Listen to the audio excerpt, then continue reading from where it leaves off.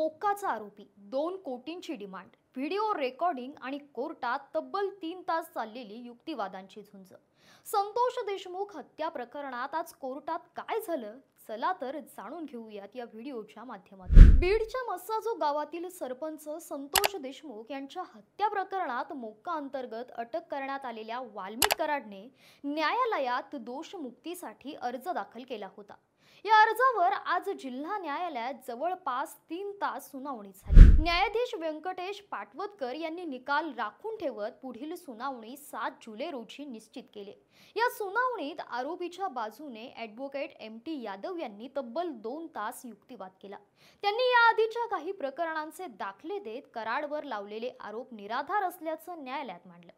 त्यानंतर विशेष सरकारी वकील उज्ज्वल निकम यांनी 50 मिनिटांचा जोरदार युक्तिवाद सादर करत कराड हाच या हत्याकांडाचा खरा सूत्रधार असल्याचं ठामपणे सांगितलं। यापुढे निकम म्हणाले की कराडने 8 ऑक्टोबर 2024 रोजी 2 कोटींची मागणी केली होती।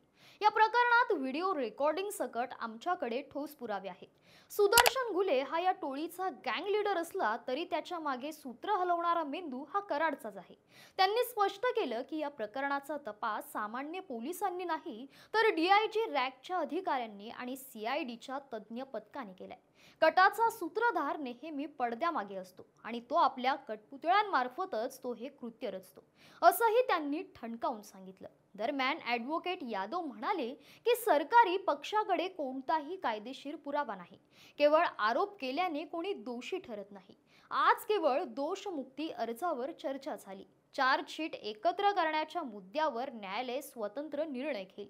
पुढील सुनावणी आता 7 जुलै रोजी होणार आहे।